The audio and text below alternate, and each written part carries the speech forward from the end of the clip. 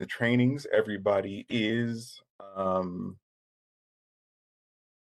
automatically muted. So when we get to the Q&A session, at that time, type your questions. Don't do it before then, though, because the majority of the questions that we get will most likely be answered during the demonstration.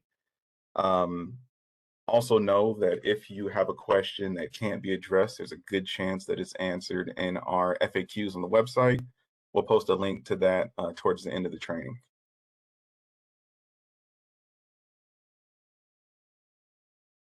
We're going to do a quick overview, go over a few slides, and then we'll dive right into the file exchange demonstration.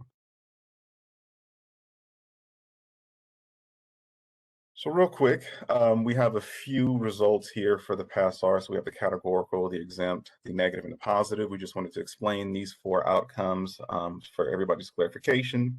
The categorical is basically an outcome that indicates that the individual who had the PASRR done for them has either a condition or a situation that would prevent them from benefiting from specialized services, and therefore they don't need to participate in the rest of the PASRR process. So if you have a level 1 screening that goes into categorical review and closes with the categorical letter, that's because, again, they have a situation or a condition that would prevent them from benefiting from specialized services in the Medicaid certified skilled nursing facility. And as a result, they do not need the level 2 evaluation, even though they possibly would have been positive for a serious mental illness. The exemption, and this is one of the only exemptions for the PASRR process, is for the exempt hospital discharge. And this is similar to the categorical because this is saying that when this person goes to the Medicaid certified skilled nursing facility, they will not need to be there more than 30 days. And as a result, they're not going to be there long enough to benefit from specialized services. So there's no need for this person to participate in the PASRR process. You'll get the exemption letter as soon as you close your screening. As soon as you submit your screening, it'll let you know that it's going to close as EHD if you've filled out the correct information to activate the EHD. And when the person's sent to the skilled nursing facility, if they stay at the skilled nursing facility for more than 30 days, then the skilled nursing facility will need to submit a new screening as a resident review to start the PASRR process over and figure out what services they need since they stayed longer than the estimated 30-day stay. So again, the EHD is one of the only exemptions, and that's saying they won't be there more than 30 days to the best of the person's knowledge, and as a result, they won't go through the entire PASRR process. The negative is pretty straightforward. This is stating that the person does not have a serious mental illness or the IDDDRC is not triggered, and the screening will close right away. The positive is saying that this person possibly has a serious mental illness or an IDDDRC. So the IDDDRC stands for intellectual disability, developmental disability, or related condition. If those are positive, then you need to wait for the PASRR process to run its course, either for the serious mental illness side or for the intellectual developmental disability and related condition side.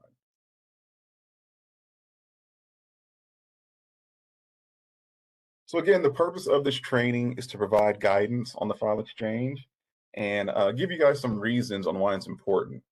After the demo, the rest of the training time will be for general PASRR questions and answers.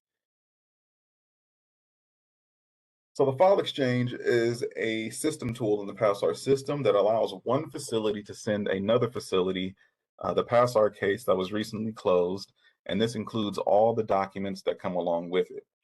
So as you all know, when somebody's going to a Medicaid certified skilled nursing facility, you have to send the screening and the letters, and the file exchange ensures that everything for that case is sent to the receiving facility and nothing is left out. Sometimes we're asked who can use the file exchange, and the way we have the system set up is everyone who has access to the PASRR system can send a case to another facility via the file exchange. The only restriction is on the receiving end. So receiving facilities, you have to have the approver role in order to accept the file exchange. So just to summarize, anybody can send the file exchange, but in order to receive a file, you have to be an approver.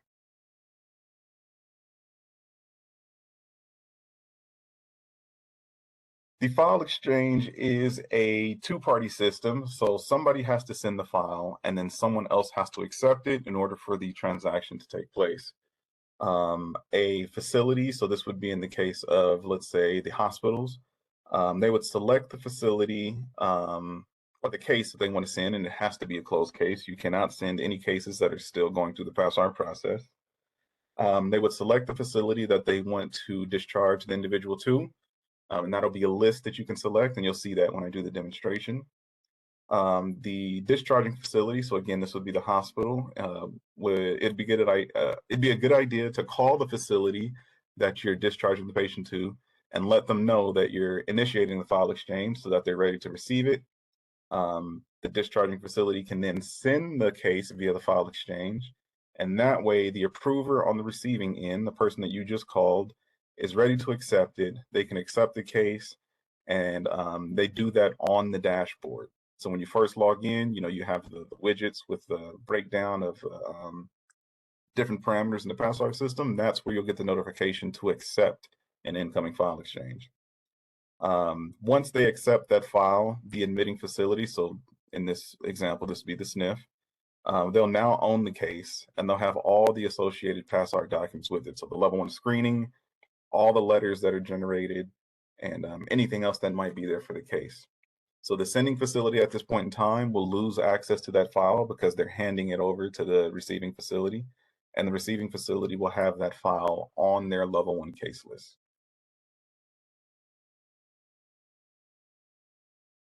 And the reason why we've implemented this system is because there are certain features in the PASRR system that the facilities need access to. So the admitting facility can't use the reconsideration process if they have hard copies. The reconsideration process is now online. So if you use the file exchange, then the receiving facility can use the reconsideration process to make changes to the determination if they need within the system. With hard copies, they can't do that. The admitting facility is guaranteed to receive all the PASRR documents. We've heard cases of individuals being discharged to the skilled nursing facility, and instead of receiving all the pages of the level 1 screening, they might only receive the first page or the determination letter. Instead of getting all the pages of the determination letter, they might only receive the first page. So this makes it easier for the sending facility and the receiving facility to make sure all the documents go from point A to point B. There's nothing left behind. There's no questions asked. It's a straightforward system. The admitting facility also, since they will now own the case, they have the ability to print out those documents when they need for billing purposes. So this is for the TAR office, and in other circumstances when there's audits, when CMS comes by to take a look at things, or CDPH, the admitting facility will actually own the case, and they'll have records, case history in the system, all of this information that they would not have if they only had hard copies.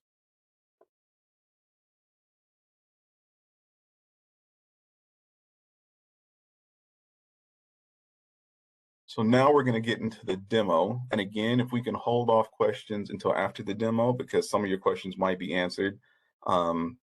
Right after the demo, we'll do questions on the file exchange process. And then after that, we'll have our Q&A on just general PASRR questions.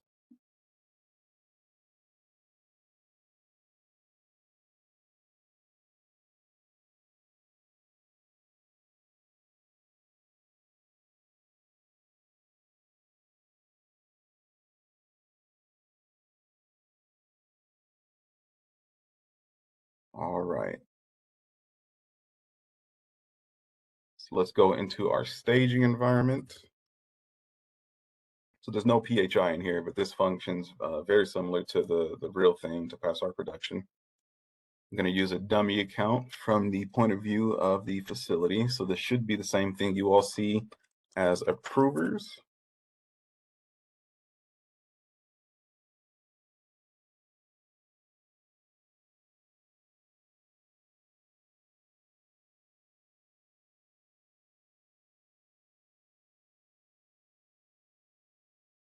All right, one thing you might notice is that if you have access to more than one facility, when you first log into the PASRR system, it'll ask you which facility you want to work under. If you don't see this, this just means you're only registered with one facility, and you'll just go right into the system. So we're going to pick this facility that we're going to be working with. Always pay attention to the dashboard when you log in. I believe we posted some information today. There is a planned system outage on the 26th from 5 to 8 because of an update that we're pushing to the system. So you might not have access to the system between the hours of 5 p.m. and 8 p.m. on the 26th. Since this is staging, none of this information is real. We're just testing the tools here to make sure that the banner works. But in the real thing, it's always a good idea to read the banner when you first log in. So again, this is the dashboard. The receiving facility would see the notification down here for incoming file exchanges. And I'll show you how that works in a second. But let's go to the file exchange list.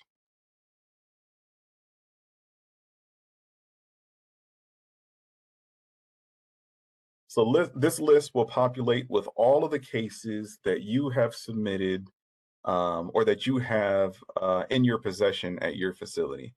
So just for clarification, each facility's case list is walled off from another. So for example, I'll switch back to our facility list here. So this person has access to these 5 different facilities.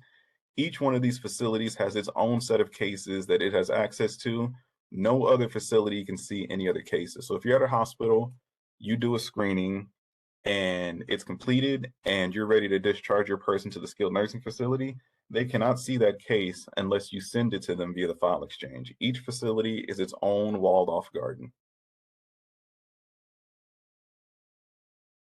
So again, these are your cases at your facility that have closed. If you don't see your case here, then that's a good indication that it's not closed yet and it's still in progress. If you need to check the status of your case, go to the level 1 case list, go to level 1 cases and look for the case there. Either search the CID number or the resident's name.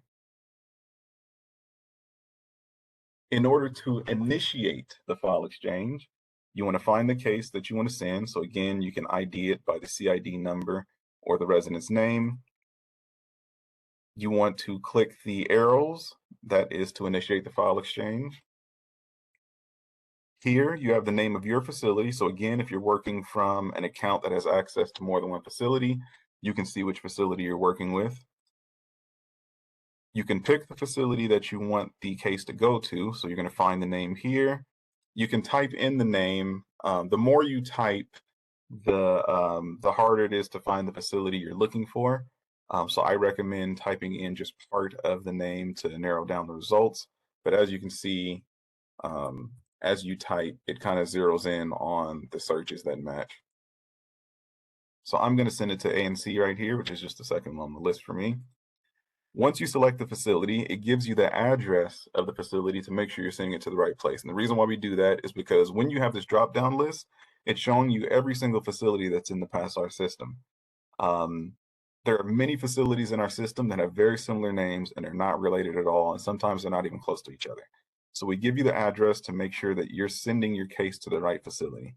In addition to that, we give you a list of the approvers at that receiving facility so that you can make sure you're contacting one of the folks listed here so that they're aware that the file is coming, and B, they can accept it.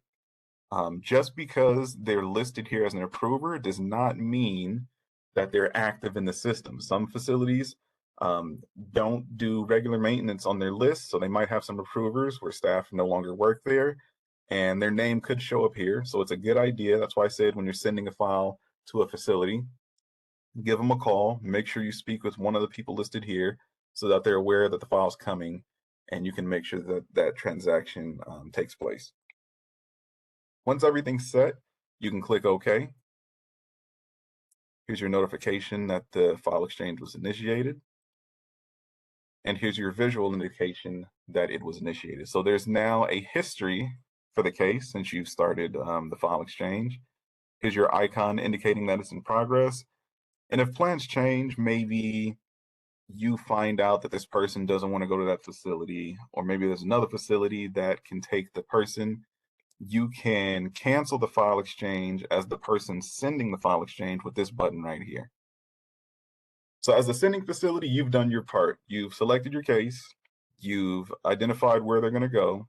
You've spoken with the facility to make sure one of the approvers listed can accept the file exchange, and you've initiated the file exchange.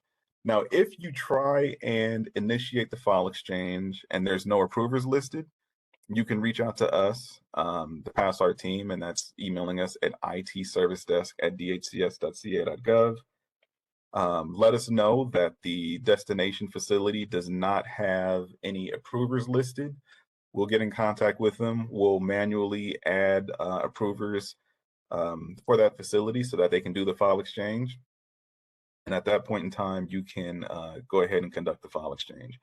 If you need to hurry up and discharge somebody and the receiving facility doesn't have approvers, you can do that with hard copies, but once the approvers are in at the receiving facility, we are telling the receiving facility to reach out to the sending facility and requesting that file exchange. Again, the receiving facility needs that case in the system because it gives them options down the road as a result of the care that they're providing for the individual. Initially, we were okay with everybody doing discharges with hard copies just because we needed to allow the hospitals to get in the system first. But now that the hospitals have been in the PASRR system and everybody's getting acclimated, the file exchange is mandatory now, again, for the benefit of the individual and the skilled nursing facilities on the receiving end. So we've done our part here on the sending end. Let's switch over to the receiving end so we can show you what that looks like. So this is the receiving end. This is what the skilled nursing facilities see when the hospital initiates a file exchange, or if a skilled nursing facility is doing a facility transfer and they're sending someone to another skilled nursing facility. Whoever's on the receiving end, this is what you'll see. So on the dashboard, we have our notification, we have the case number, we have the resident's name, the facility they're coming from with the address, and how many days you have left to accept or decline. So if something changes on the receiving facility's end, an example I saw is a skilled nursing facility was on track to receive somebody from a hospital, but their plans changed because they ran out of beds. So at that point, they were no longer able to accept them. So the receiving facility has the option to accept or decline on their end if something changes, again, at the receiving facility. Now, you're not going to see this notification or anything indicating that a file exchange is pending on the file exchange list. So we'll go to the receiving facilities list. There's no notifications here. So if you're expecting a file exchange from a hospital or from another facility, you're not going to see it on the file exchange list. It's on the dashboard in the bottom left-hand corner under this banner here. So if you want to accept the file, you can simply select the check mark here.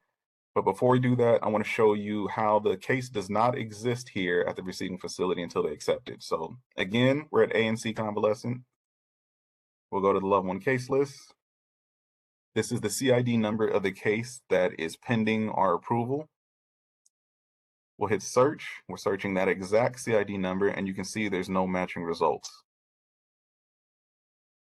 Once we hit accept, we get the confirmation that we're going to accept this file exchange. You hit yes. We get our confirmation that it was successful. The icon disappears. There's nothing pending here. If we go back to the level 1 case list, we search that exact same CID number. We now have the case. As you can see, the case is here, and all the letters that generated with the case now come. So we have the level 1 screening, and there's a PDF version of that we can view and print out. We have the notice of no need letter. So whatever letters are generated, you can view those and print those out. And there's a history here. So we can take a look at the history and see who submitted the screening at the original hospital and the history for the file exchange once it was accepted. So that is the file exchange and how it works for the sending facility and the receiving facility. Shauna, are there any questions? I see they're firing off. Are there any questions that I can address right now regarding the process? There were a few file exchange questions. Do you want me to go down? Sure. Okay. Once we send the PASRR through the file exchange to the accepting SNF facility, does it disappear from our queue? Yes, it will disappear from your queue. So it's a good idea before you initiate your file exchange to print out hard copies for your records, because again, like you mentioned, once you send it, it will disappear from your queue. Second, can we accept the case even if a patient is not in the building yet, or do we have to wait till the patient is actually admitted? We highly recommend waiting until the patient's admitted. And that's because if you accept the file exchange before they arrive, then you're holding on to somebody's information that has not been admitted to your facility. So to avoid any possible HIPAA violations, we highly recommend accepting after they arrive. Now, if they arrive after that time, that 5-day timer expires, you can request the sending facility to initiate the file exchange again.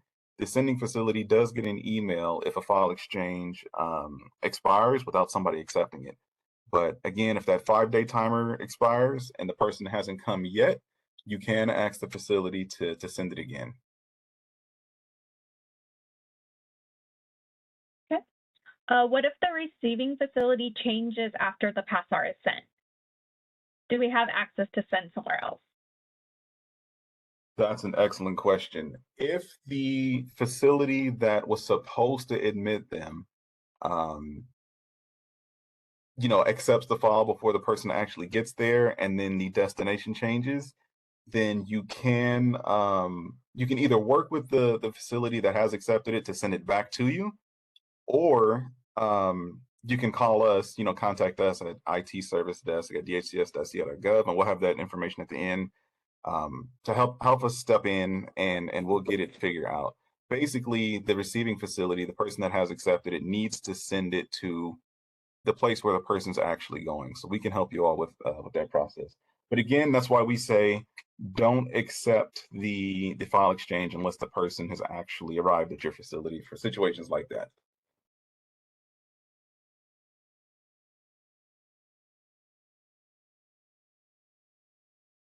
We have a question not particularly on the file exchange. Would you like me to read it, Thomas?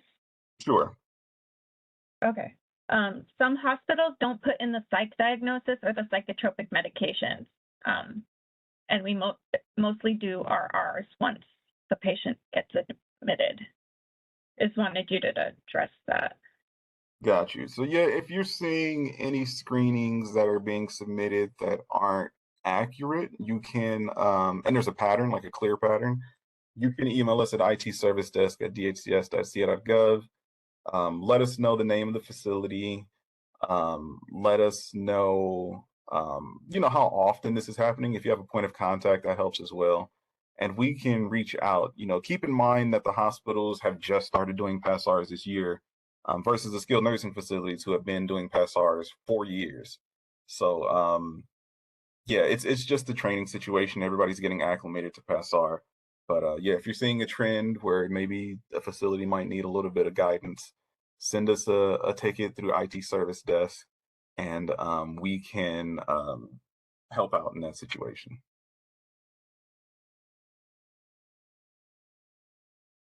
Someone wants to know, is the file exchange the same as an email directly to the facility? So the file exchange is not the same as the email directly to the facility because of the way the system works, because of the PASR cases being, you know, cut from your list and being pasted into theirs. Um, I do recommend when you're contacting that admitting facility to have communications outside the PASR system to make sure everybody's on the same page. And then once everybody's on the same page, initiate that file exchange. And then once the receiving facility receives the person, then they can accept the file exchange and everything should be fine.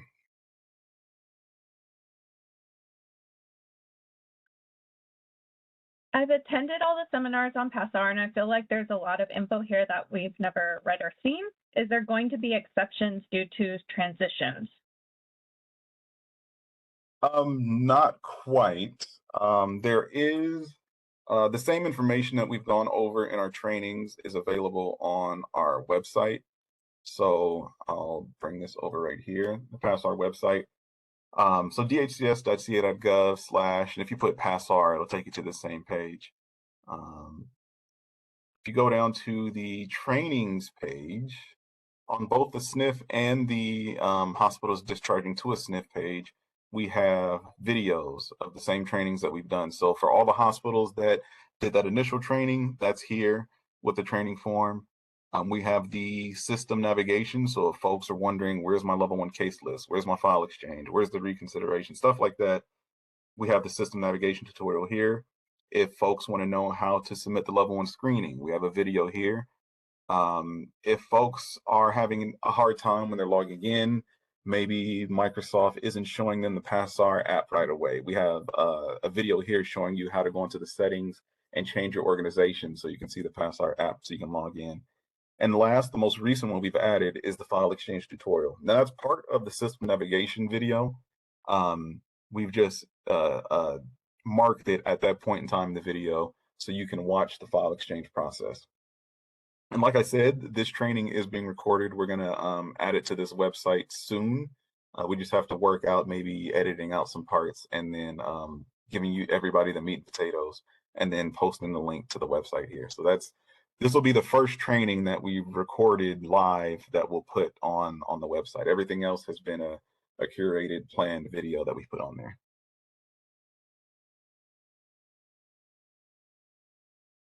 And then I think we're getting a mixture of file exchange questions and just general PASSR questions. Did you want to go? Yeah, we can just the go Q&A. Yeah. And just for clarification, this is our first file exchange Q&A training. We're going to have more. If you want to see the schedule for that, again, go to our website here, and I can post a link in the chat. But go to training, and either one of these links works. Go to the event schedule. And so here we are right here. Our next one is on the 7th, and we'll continue to have more of these so folks have more experience with the file exchange. And if they have any questions they want to ask, we'll have most of the allotted time for that.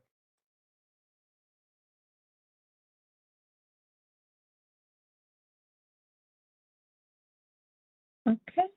And if I miss your guys' question, please send a ticket to IT service desk so we can address it or view the FAQs. But I'm going to go down, Thomas, if you're ready, and start reading off the questions. Yeah, let's do it. Okay. So someone is asking, I would like to know how to efficiently get a level 2 review done and also on the weekends. That's an excellent question. So the most efficient way to get the level 2 done is one, if there's a point of contact for your facility that our contractor KeyPro should be reaching out to get the level 2 evaluations done, you can send us that information. You can send it either directly to KeyPro or you can send it to us at IT Service Desk. And again, we'll have this contact information at the end. Well, actually, I can go to that slide now.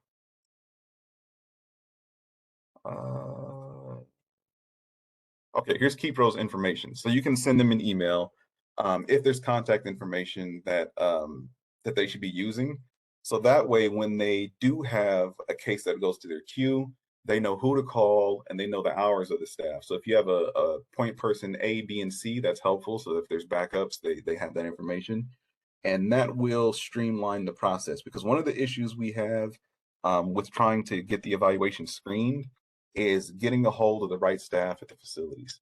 So if you can send that information, that'll speed things up right there. Another thing you can do is submit your screening as soon as you think. So not as soon as you know, but as soon as you think somebody might need to go to a Medicaid certified SNF, just so the PASSR process can start sooner. Once your screening is done, if it is positive, then right then and there, you can send this information to KeyPro. You can either give them a call and leave a message, or you can send them an email with that case information to try and streamline the process. I'm trying to think if there's anything else. We do have staff on the weekends working. Keypro does evaluations on the weekends, and we have our clinicians doing determinations on the weekends. But I think having the point of contact, um, sending them the information right away instead of waiting for them to contact you is another way to speed things up. Those are probably the two best things to do to streamline the level 2 process. Oh, in addition to submitting your screening as early as possible.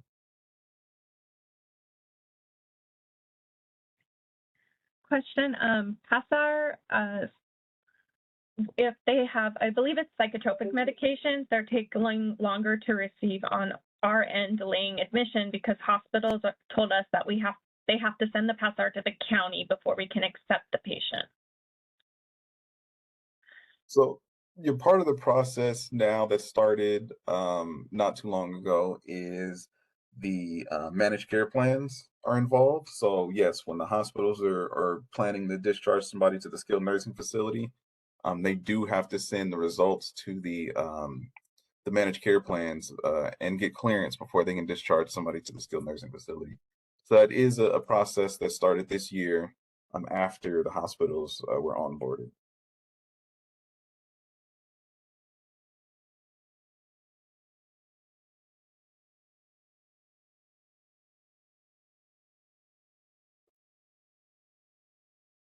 Okay, hospitals don't seem to be saving documents of the PASRR before they close on their end, and some of them don't understand that even though they provide us the CID, but if they don't initiate the file exchange, we can't see it. And that's the point of this training is to provide that information to everybody. So yeah, again, just to reiterate, if anyone is a little confused, any screening that you submit for your facility, only your facility staff can see. No one else can see it. In order for the skilled nursing facilities to see the case and the letters, you have to send them the case and the letters via the file exchange, and then they'll have access to it. Now you'll lose access to it, but that's kind of the point of the PASR process is you all do the information beforehand, the screenings beforehand. Once everything's said and done, the skilled nursing facilities take over and they receive that information. Um, we did send this invitation to active staff in the PASR system. So I think there's something like 12,700 emails um, that should have received this information. So we'll continue to have these trainings. Like I said, the next one is November 7th, if I'm not mistaken. And hopefully, the word gets out. Now, if you all are still experiencing staff at facilities not knowing how to use the file exchange, let us know and we can send them an email with a link to the next training and kindly ask them to join. Okay. Can we use the file exchange for SNF to SNF transfers? Yes, so that's one of the features that we were hoping um, everybody would use it for. So the main reason why we did it is for the hospital to sniff discharges, but the SNF to SNF discharges or transfers does work as well. So let's say somebody's at your skilled nursing facility, they go to the hospital for care. After the hospital stay is determined, they need to go to another skilled nursing facility for whatever reason. Skilled nursing facility A can use the file exchange and send it to skilled nursing facility B. Or if someone's at a skilled nursing facility and they're being transferred directly to another skilled nursing facility for whatever reason, skilled nursing facility A can use the file exchange to send the whole case to skilled nursing facility B. So yes, SNF to SNF transfers are fine with the file exchange. Can there be more than 2 approvers? Yes. So in the past, we had a limit to how many approvers could be in the facilities. But seeing how things are developing this year with the hospitals being in the system and, VAs, military hospitals, and psychs being added, we've increased the number of approvers to be unlimited. So if you want all of your staff at your facility to be approvers, as long as the facility administrator is okay with that, we can do that.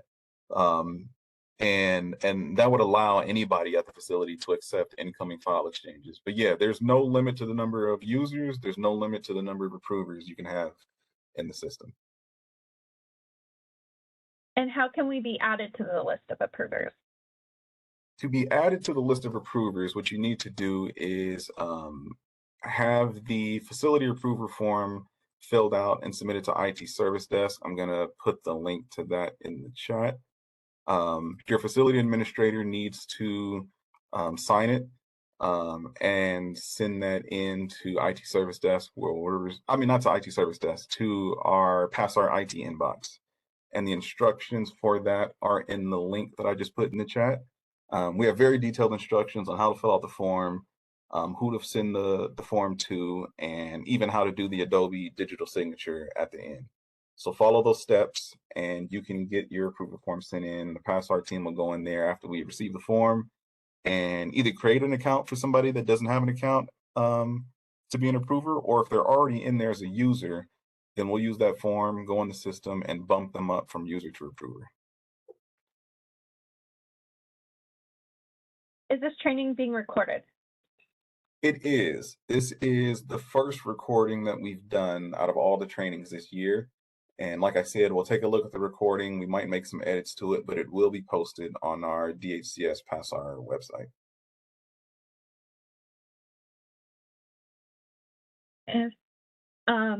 If the file exchange was not retrieved by the receiving facility within 5 days, it expires or disappears. Can the time limit be extended to more than 5 days? It can, but just keep in mind any changes that we make to the PASRR system, there's a lot of steps. It's a very heavy lift for us, for the IT staff.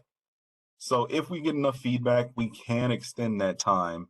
But at the moment, if that time runs out, the sending facility can reinitiate the file exchange the same way they did. They just go back in the system and start the file exchange over, and that timer starts all over again.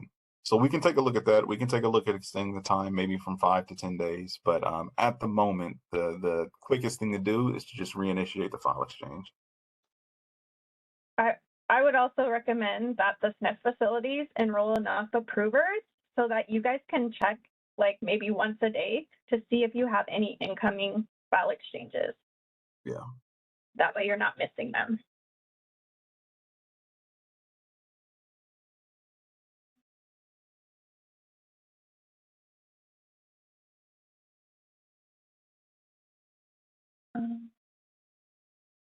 This is more of a clinical question. I'm not sure if you're able to answer, Thomas. For our patients with well-managed mental illness who are already connected to psychiatrists and have good social supports, such that their function is not impaired by symptoms, regardless of their diagnosis, do we still report it as severe mental illness?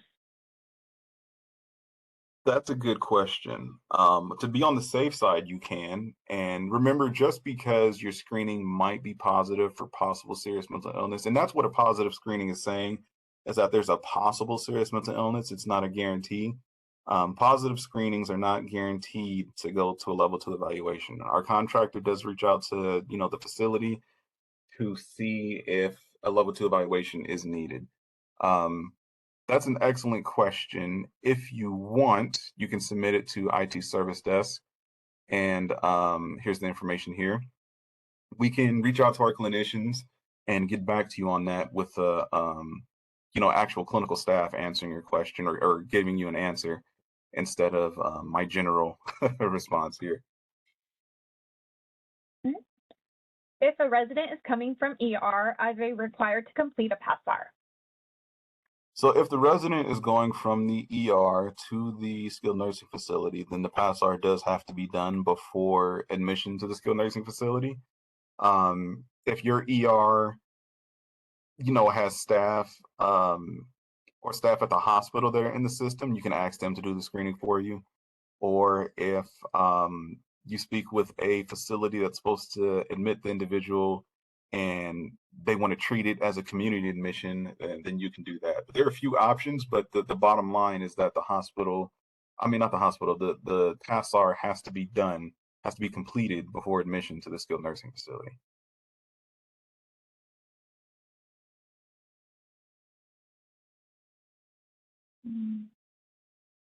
What if the SNF is not listed to initiate a file exchange. If the SNF isn't listed, one of the things we've seen is that the SNF might be under an old name in our system. So the way we do the names in the PASRR system is we go off of CDPH's database. If the facility has a new name and it hasn't been updated in CDPH yet, then we don't have that name. Reach out to us, IT Service Desk at dhcs.ca.gov if you can't find the facility. I'm betting that we have the old name in the system, and if you're searching the new name, then you definitely won't find it. We'll take a look at the facility's information. If we can see the new name in CDPH, then we'll go in the PASRR system, update the name, and then you should be able to find the facility on the list. And in addition to that, any of the facilities, if you have a name change and CDPH acknowledges the name change, you can reach out to us, IT Service Desk at DHCS. We'll go into your facility's profile and update the name. And if you need to know what your facility name is, it does show you on PASRR on your dashboard. And that's the exact name we have you in for your facility in PASRR. Right, at the top right corner right here is what we have in our system for your facility's name. And the file exchange list is very sensitive. You have to type it exact. If you don't put like spaces, it will show no matching records found. So make sure you are typing it correctly.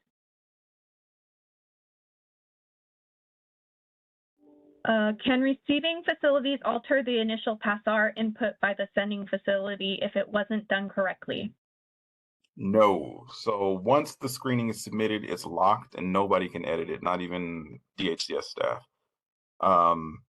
If you're seeing a pattern of the screenings being filled out incorrectly, reach out to IT Service Desk. Again, give us if you have a case number, you can give us the case number. Let us know how long it's been going on, and it might just be a matter of reaching out to the original facility and doing a little bit of additional training.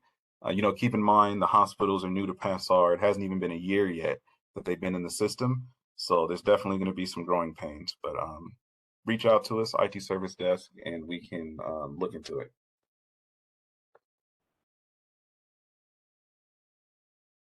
Hey, Thomas, it's Samantha. Before we go into the next question, can you clarify if the letters for those with IDDD will be able to use a file exchange, or how would they get that information? Excellent question. So for the IDDD cases, at the moment, the Department of Developmental Services will send those letters via snail mail. So we're working on some updates in our system that will allow those cases and those letters, will allow the letters to be in the system. But right now, the IDDDRC process is all done external to the PASRR system. So if DDS or the regional centers reach out to, let's say, the hospitals with the result of the PASRR, you can let them know where the individual was discharged to, and the letters can go there. If they're already at the skilled nursing facility, then DDS or the regional centers might reach out to your skilled nursing facility with the result of the IDDD-RC process. Thanks, Samantha. That was great. Thank you. If an approver is submitting a level 1 case, however, it's not showing on the receiving end, what can we do as a receiver to get hold of the level 1 case? If they are saying that they've submit the screening via the file exchange, but you're not seeing it, what we've seen in most recently is that staff aren't looking on the dashboard for the incoming file exchange. And is the system, there we go. So yeah, you have to look here for the incoming file exchange. Now, if you did check here, you don't see it, you can reach out to IT Service Desk and let us know that the file exchange isn't visible. Maybe reach out to the facility again to make sure that they did send it, maybe get a date and time. If they give you a date and it's, more than 5 days ago, then that just means that the file exchange expired and they need to send it again. But if everything checks out, if they sent it recently, they said it's pending, it's waiting for your approval, you don't see it on the dashboard, reach out to IT service desk. We can take a look and see what the issue is. Yeah, I've also seen it, they sent it to the wrong facility. So that could be why you're not seeing it either. Yeah.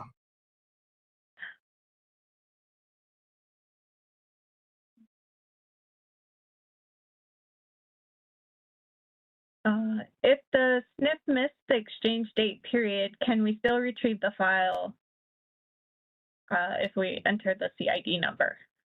No, you cannot. You have to accept the file exchange in order for that case to show up on your list. So if you miss the date, just reach out to the facility that's supposed to send it and ask them to send it one more time. As you can see, it doesn't take long. You find the CID number, you put it in here. If you hit search, you'll get only that case. You hit the file exchange button, you pick the facility from the list. Oh, we're already here. Huh. You click OK, and that's it. And it's on its way, and then the receiving facility can go back in and do it again. So it's a pretty quick process as long as everybody's on the same page. It doesn't take long. And again, this is to ensure that all the files for this case are sent to the receiving facility.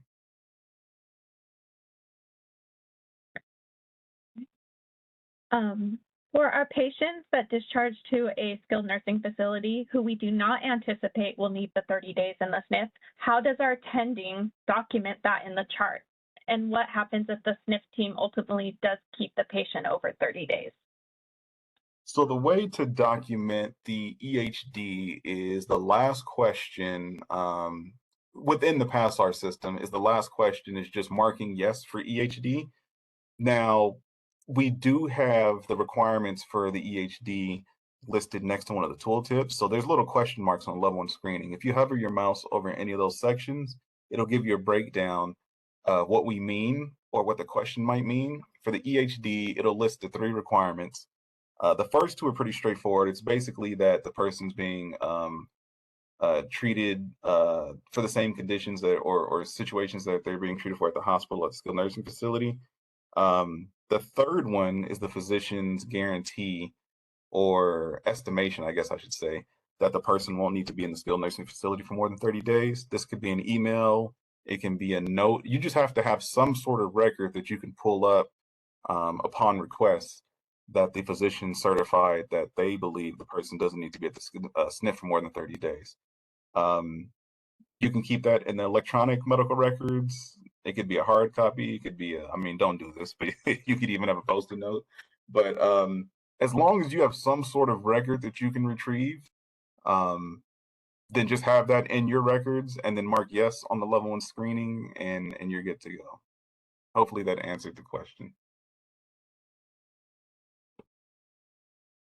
What if the hospital doesn't know how to do a file exchange? How do we make them on board? So that's the point of this training. Again, this invitation went out to all active staff in the system. So it doesn't matter what facility folks are in. Everybody got the same email about the file exchange training. If hospitals or anybody is having issues with the file exchange after this initial training, we have additional training dates.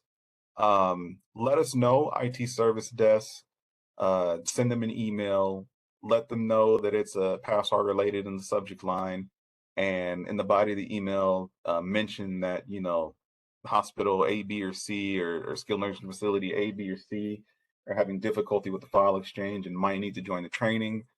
We can reach out to them, you know, see if they can join the next training, and we'll keep that going.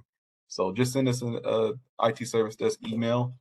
Again, make sure PASRR is in the subject line for anything PASRR related, and provide the information that'd be helpful to answering the question, and we can get facilities trained up.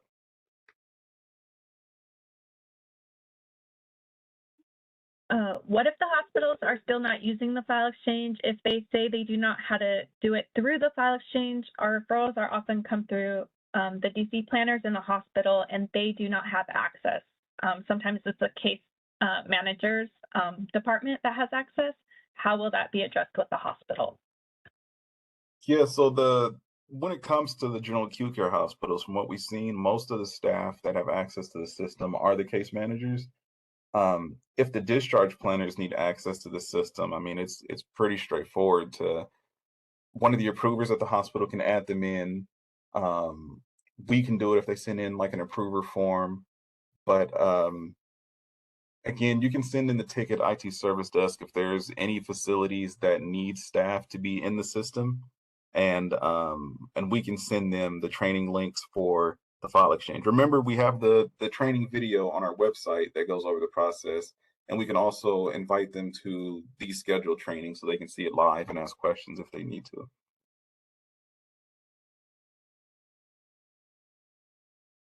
And Shauna, let me know if I'm not answering correctly. I think that was good. I would just, if the hospital needs to enroll their discharge planners, and because they have a business need and they're the ones sending the file exchange, they might not be doing anything else. They can be enrolled in the PASRR system, either as an approver or user. What if the hospital did not put the PASRR in the website? Who do we contact? That's an excellent question. So the major thing you should keep in mind, and this is for the skilled nursing facilities, is do not admit anybody if you guys don't have some piece of evidence that the PASR was done. Because ultimately what happens is that the burden is on the skilled nursing facility at the end of the day, when it comes to getting paid for the services you all are providing. So if the hospital, says they did the screening, but they didn't send you anything, then I would not admit them until you have, the file exchange has been initiated, or they can send you, the file exchange. That's the best way to do it, because remember, the file exchange system, no one can send anything if the case isn't closed. So if they just started the screening, but it's not done yet, then that's one reason why you shouldn't admit. And again, if you admit somebody without the PASR result, um, the field office is not going to reimburse you for any services that are provided before the case is closed. And just please note, we are still enrolling some psych hospitals, VA, and state hospitals, I believe. Is it, Thomas? Yes, state and military hospitals. Yeah, we're looking into those. And psych hospitals. So they might not be in the PASRR system yet. So if they're coming from, say, a psych hospital, and they don't know what PASRR is, they probably are not enrolled, and you want to treat, the SNF needs to treat it as a community admission and submit the PASRR before they admit the new admission. Yeah, this week we're doing a heavy push to get some of the psych facilities in the system. So if you're interacting with psych facilities regularly and you haven't already let us know that, you can also submit a ticket to IT service desk. Let us know which facilities your psych facilities you're interacting with regularly, and we'll make sure that they're. I mean, everybody's on the radar, but we can emphasize a few. But a few facilities have already done that, and we appreciate that. We are working on getting them in the system. When is the mandatory file exchange effective?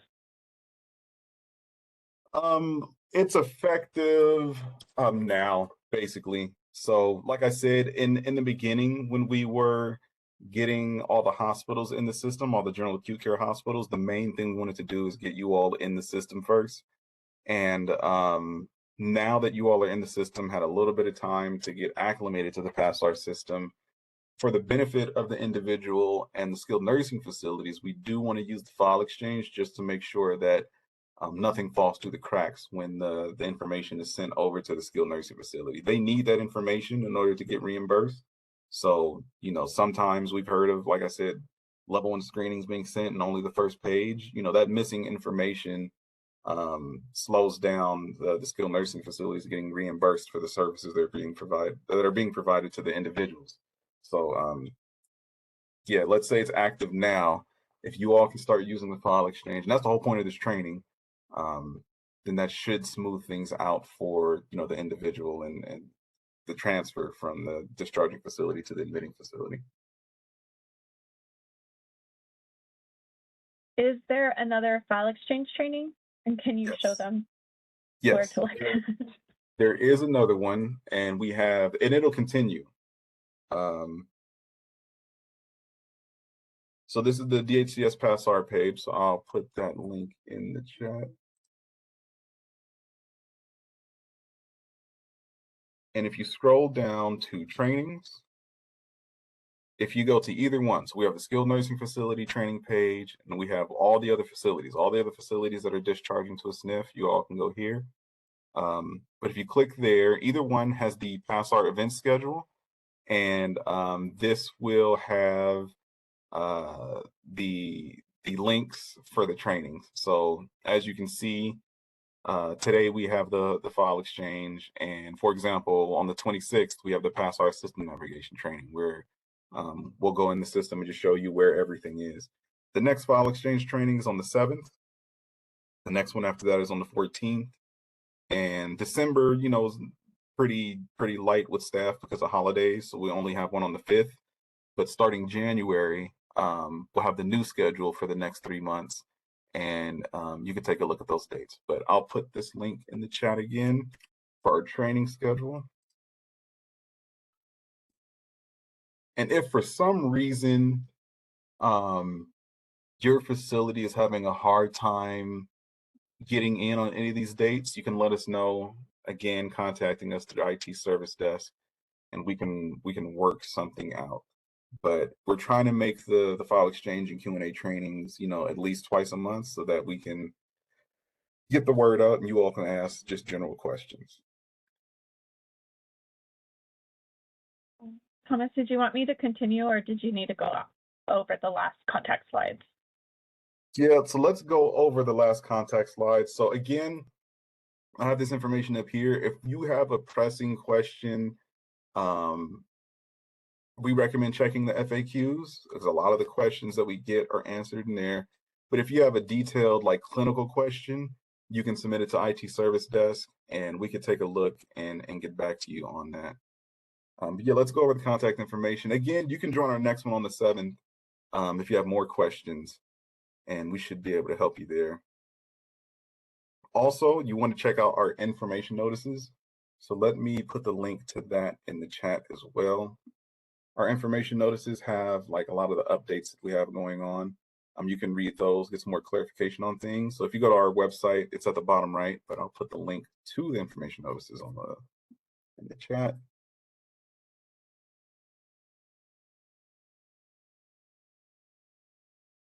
You can go there and get some more information. But let's go over our contact information. So I've said it many times, IT service desk is our bread and butter for doing our questions. They keep track, they create tickets so that we can see what's coming in and make sure everything's getting addressed. Email them at itservicedesk@dhcs.ca.gov. Support is available Monday through Friday from 8 to 5. And of course, requests will not be processed after business hours or on state holidays. When you're sending them an email, make sure PASRR is in the subject line. If you're speaking or your question has a specific case in mind, give them the CID number for that case as well, so that we can start off with the most information possible so we can get you an answer quicker.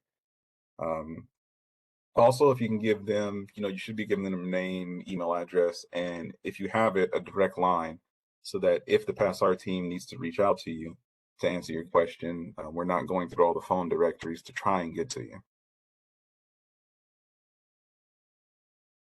For the skilled nursing facilities, we have the field office information here. If you have any questions related to the field office or for TAR submissions, you can call the San Bernardino field office at 1-800-541-5555.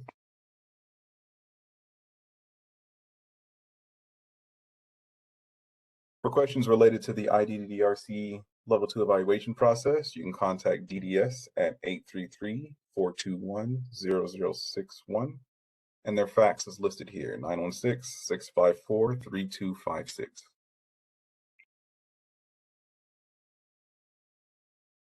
for KeyPro's information. So again, if you have a positive screening and you want to get the ball rolling, you can give them a call, leave them a message at 888-201-0614.